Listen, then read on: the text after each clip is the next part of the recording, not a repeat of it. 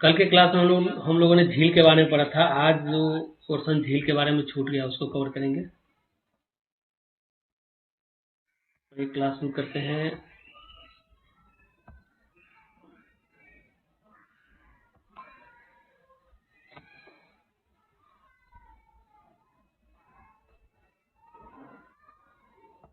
Okay,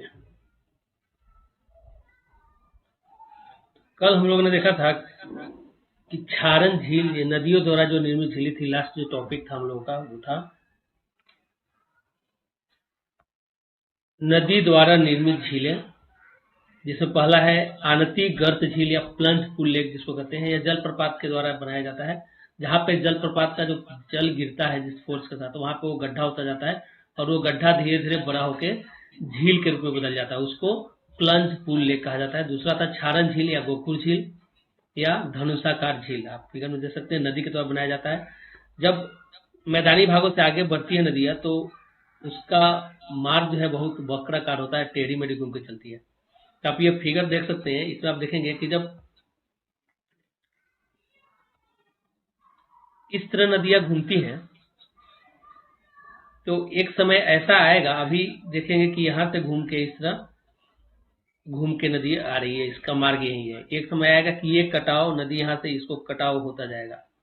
कटाव होते होते क्या होगा, ये जो पोर्शन है वो टूट जाएगा और फिर नदी का बहना शुरू हो जाएगा इस तरह से।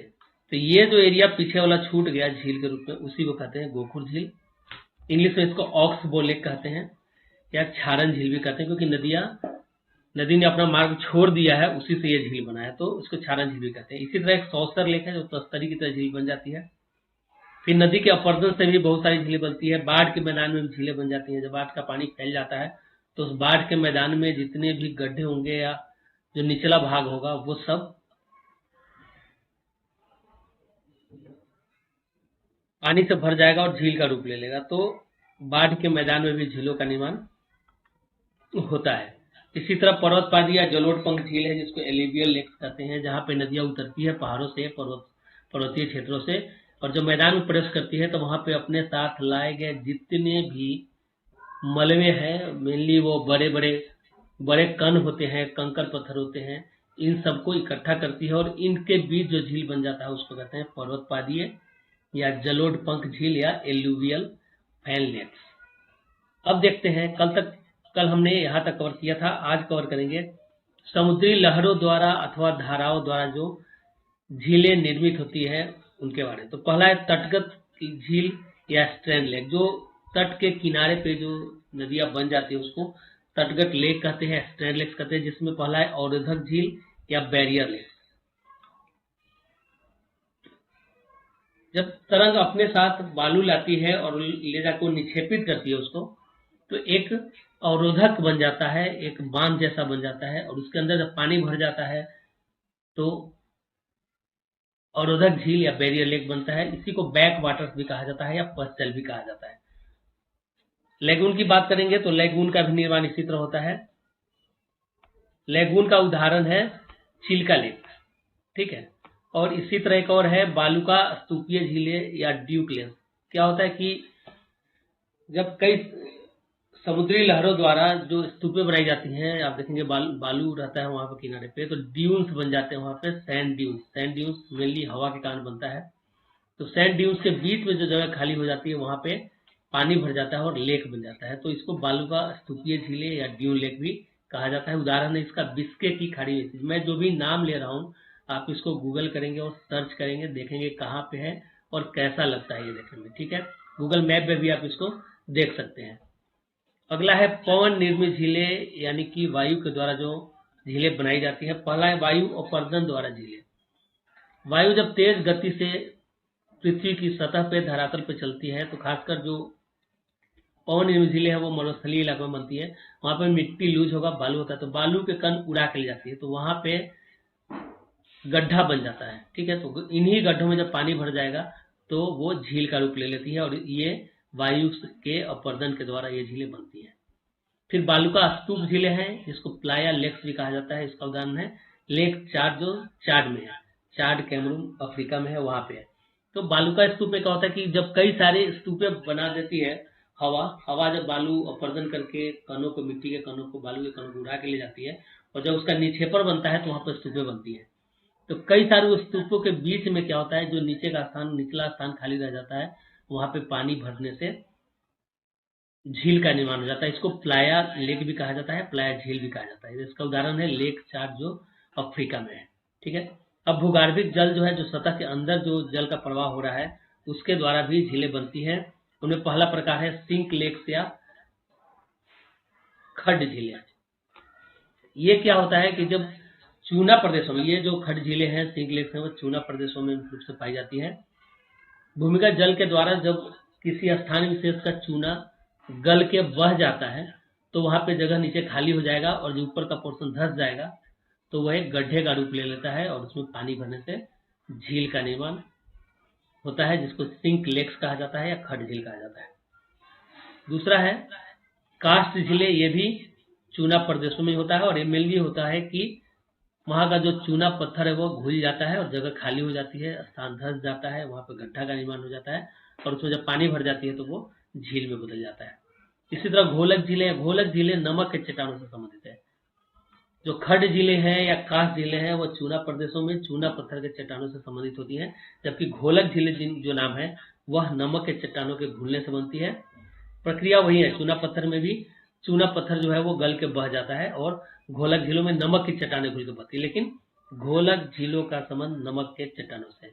इसका उदाहरण है भारत में कुमायूं क्षेत्र की झीलें सारी घोलक झीलें हैं। ये सब नमक के चट्टानों के घुलकर बह जाने के बाद जो स्थान खाली हुआ, जो गड्ढा बन गया है, वहीं पे झील का निर्माण हुआ है। तो ये हम देख रहे थे कि झीलों के प्रकार। अगला आधार है लवणता के आधार पर भी झीलों का वर्गीकरण किया जाता है। लवणता के आधार पर दो ही प्रकार है।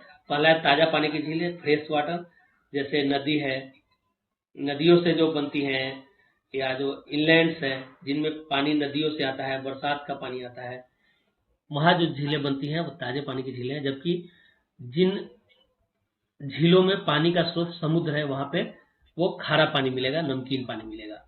तो लवणता के आधार पर दो प्रकार हो गया झील का, ताजे पानी की झीलें और खारे पानी की झीलें। अब खारे पानी की झील की बात करेंगे तो ये मुख्य रूप से मरुस्थलीय भागों में मिलती है या फिर समुद्री भागों में। जो खारे पानी की झीलें हैं वो भी कई प्रकार की हैं। जैसे पहला है क्षारीय झीलें। क्षारीय झीलों में, जिन झीलों में सोडियम और पोटेशियम सल्फेट की अधिकता होती है उनको क्षारीय झील कहा जाता है। दूसरा है कड़वी झीलें, जिसमें सोडियम सल्फेट होता है, वो झीलें कड़वी झीलें जानी जाती हैं। जिन झीलों में बोरेक्स की मात्रा अधिक होती है उसको बोरेक्स झील कहते हैं। और मिश्रित झील वो है जिनमें कई तरह के लवण पाए जाते हैं, कई तरह के साल्ट पाए जाते हैं, उनको कहा जाता है मिश्रित झील। तो क्षारीय झील का मतलब है कि सोडियम और पोटेशियम सल्फेट की अधिकता है उसमें। कड़वी झीलों में सोडियम सल्फेट की अधिकता होती है। बोरेक्स झीलों में बोरेक्स की मात्रा अधिक होती है। और मिश्रित झीलों में जो लवण होते हैं वो कई प्रकार के लवण पाए जाते हैं, उसमें किसी एक की अधिकता या प्रधानता नहीं होती है। ठीक है। अब भारत में खारे पानी की जो प्रमुख झीलें हैं उनको देख लेते हैं। पहला है सांभर झील। अब तीनों देखेंगे, ये तीनों ही झीलें राजस्थान में है। सांभर झील जयपुर में है, पंचभद्रा झील बाड़मेर में है और डिडवाना झील नागौर में है। तो ये था वर्गीकरण झीलों का अलग अलग आधार पे, लवणता के आधार पे।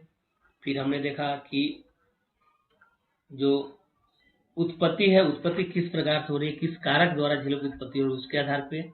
जल की प्रकृति के आधार पे हमने देखा और बनावट के आधार पे। तो ये था झीलों का प्रकार। अब झीलों के बारे में कुछ फैक्ट्स हैं, कुछ तथ्य हैं, उसके बारे में हम लोग डिस्कशन कर लेते हैं। सबसे पहला कि संसार की सबसे ऊंची झील, संसार की सबसे ऊंची झील है थिसो सिकड़ू झील। यह तिब्बत में है, तिब्बत के पठार पे है और इसकी ऊंचाई है 18,284 फीट। 18,284 फीट की ऊंचाई पर स्थित है झील। थिसो सिकड़ू झील है जो तिब्बत के पठार पर स्थित है। यह दुनिया की सबसे ऊंची झील है। क्षेत्रफल के आधार पर अगर देखेंगे तो क्षेत्रफल के आधार पर विश्व की सबसे बड़ी झील है कैस्पियन सागर। कौन सी झील है? कैस्पियन सागर। इसका क्षेत्रफल है 3,71,800 स्क्वायर किलोमीटर। यह खारे पानी की झील है और यह खारे पानी की सबसे बड़ी झील भी, चूंकि सबसे बड़ी झील है तो खारे पानी की बात आएगी, तो खारे पानी की भी सबसे बड़ी झील कैस्पियन सागर ही है। आप देख सकते हैं इस फिगर में कि यह है कैस्पियन सागर और इससे कई सारे देश जुड़े हुए हैं, ये कई देशों के बीच है। पहला है इस साइड में आप देख रहे हैं, दक्षिण के साइड में ईरान है, पूरब में जाएंगे तो तुर्कमेनिस्तान है, कजाकिस्तान है, ऊपर रूस है और यहाँ पे अजरबैजान है। तो इतने सारे देशों के बीच यह झील कैस्पियन सागर अवस्थित है। विश्व का सबसे बड़ा झील है क्षेत्रफल के आधार पर, इसका क्षेत्रफल है 3,71,000 और 800 स्क्वायर किलोमीटर। ठीक है, कौन कौन सी कंट्री है? तुर्कमेनिस्तान, कजाकिस्तान, फिर रसिया और अजरबैजान और ईरान। तो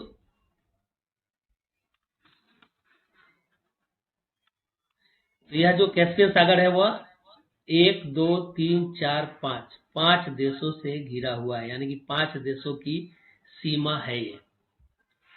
दूसरा झील देखेंगे बैकाल झील, यह विश्व की सबसे गहरी झील है और इसकी गहराई है 4700 फीट, 4700 फीट। ठीक है, यह साइबेरिया है, साइबेरिया रूस का पार्ट है। फिगर में इसको देख लेते हैं, ये है रसिया और ये है आपका बैकाल झील, लेक बैकाल। ठीक है, अगर आप देखना चाहेंगे तो लेक बैकाल में आके इरकुट रिवर मिल रही है, लेना रिवर मिल रही है, अंगारा रिवर मिल रही है और इधर से खिलोक रिवर है, सेलेंगा रिवर है, छोटी छोटी नदियां हैं, ये बैकाल लेक से निकल रही है यहाँ या फिर इसमें आकर मिल रही है। ठीक है, तो यह है लेक बैकाल जो रसिया में है, रसिया का साइबेरिया पोर्शन में है। विश्व की सबसे बड़ी मीठे पानी की झील सुपीरियर झील है, यह उत्तरी अमेरिका में है और उत्तरी अमेरिका इसलिए लिखा गया है कि यह यूएस से, यूनाइटेड स्टेट्स ऑफ अमेरिका और कनाडा के बॉर्डर पे है, इसलिए इसको उत्तरी अमेरिका में अवस्थित कहा जाएगा। खारे पानी की बात करेंगे तो विश्व की सर्वाधिक खारी झील है, जिसकी लवणता सबसे अधिक है, वह लेक वॉन तुर्की में और इसकी लवणता है 338%। दूसरे स्थान पर है मृत सागर जो इजराइल में है, इजराइल अभी काफी चर्चा में है हमास से युद्ध को लेकर के। तो मृत सागर इजराइल में है, इसकी लवणता है 243%। ठीक है, विश्व की सबसे बड़ी खारे पानी की झील है कैस्पियन सागर, हमने पहले ही डिस्कस कर लिया। कैस्पियन सागर हमने देख भी लिया कि 5 देशों में अवस्थित है। फिनलैंड ऐसा देश है जिसको कहा जाता है झीलों का देश, यानी कि यहाँ पे झीलों की संख्या बहुत अधिक है, इसलिए फिनलैंड को झीलों का देश कहा जाता है। आप गूगल मैप पे फिनलैंड देखिएगा, आपको चारों तरफ झील ही झील दिखाई देगा और देखिएगा जरूर। ठीक है, विश्व में सबसे नीची झील है मृत सागर, मृत सागर जो इजराइल में है सबसे नीची झील है। इसकी जो ऊंचाई है समुद्र तट से 2500 फीट या 393 मीटर नीचे है, समुद्र तल से यह 2500 फीट नीचे है या 393 मीटर नीचे है। ठीक है, अब एक और झील है टीटीकाका झील। टीटीकाका झील यह पेरू और बोलिविया के सीमा पर स्थित, यानी कि 2 देश की सीमाएं इससे लगती है और यह विश्व की सबसे ऊंची नौकागम्य झील है, यानी कि यह सबसे ऊंची झील है जिसमें नौका चलती है, नाव चलती है। आप देख सकते हैं फिगर में, ये है लेक टीटीकाका, टीटीकाका झील, यहाँ बोलिविया है और ये इधर है पेरू। तो पेरू और बोलिविया के बीच स्थित है ये, और यह विश्व की सबसे ऊंचाई पर स्थित नौकागम्य लेक है। ठीक है, अब अरल सागर की बात करेंगे तो अरल सागर कजाकिस्तान और उज्बेकिस्तान की सीमा बनाता है। कजाकिस्तान और उज्बेकिस्तान की सीमा बनाता है कौन? अरल सागर। तो यह है कजाकिस्तान, ऊपर का जो पोर्शन है और नीचे का पोर्शन है ये उज्बेकिस्तान है। ये दोनों, ये जो पोर्शन है नीचे वाला पोर्शन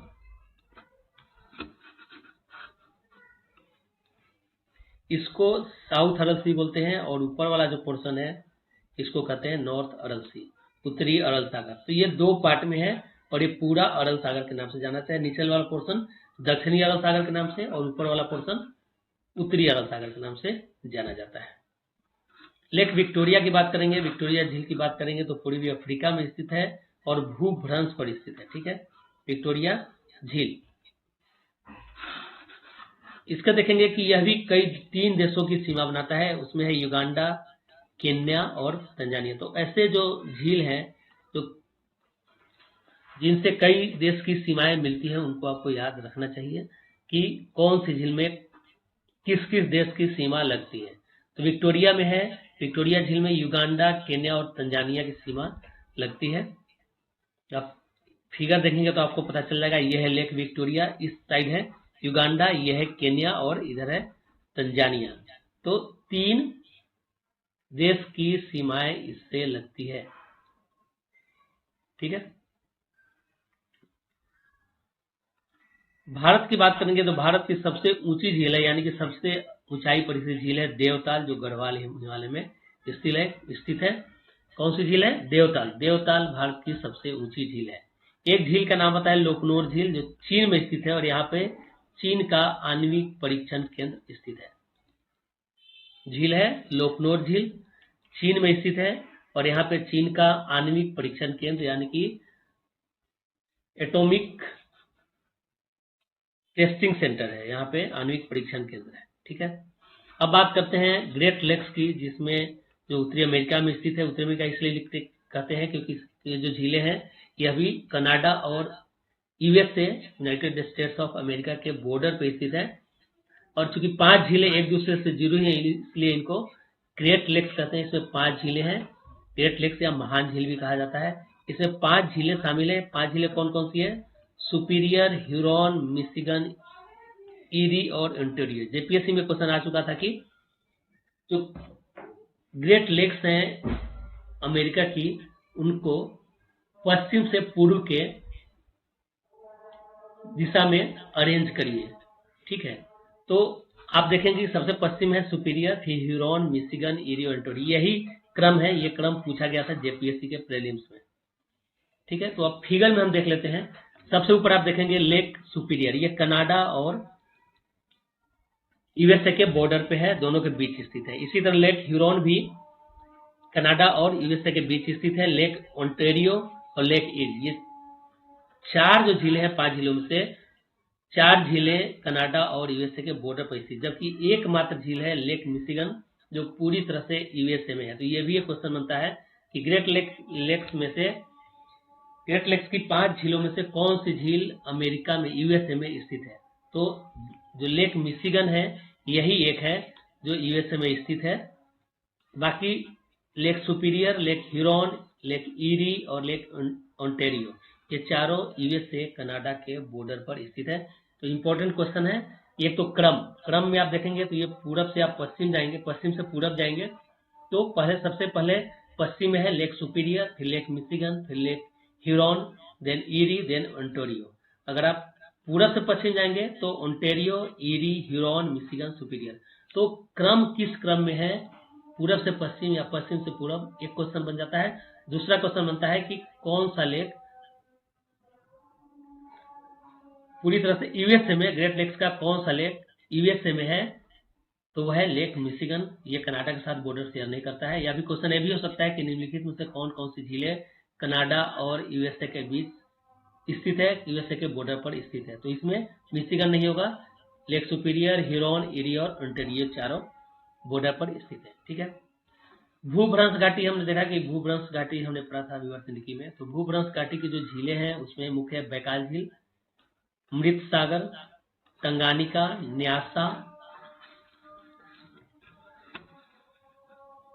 अल्बर्ट और एडवर्ड। ये आपको गूगल करना है और ये देखना है कि ये झीलें कहाँ कहाँ स्थित है। ये सब भ्रंश घाटी में बनी हुई झीलें। बैकाल हमने दिखा दिया रसिया में, मृत सागर हमने दिखाया आपको इमेज में, इजराइल में है, और टंगानिका अफ्रीका में है, न्यासा अफ्रीका में है, अल्बर्ट एडवर्ड। आपको ये सर्च करना है और देखना है मैप में कि ये कहाँ पे स्थित है।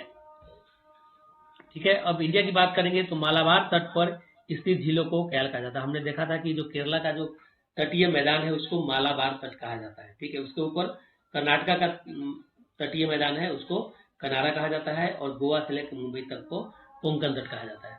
तो मालाबार तट पर जो झीलें हैं उनको कयाल के नाम से जाना जाता है। किस नाम से? कयाल के नाम से।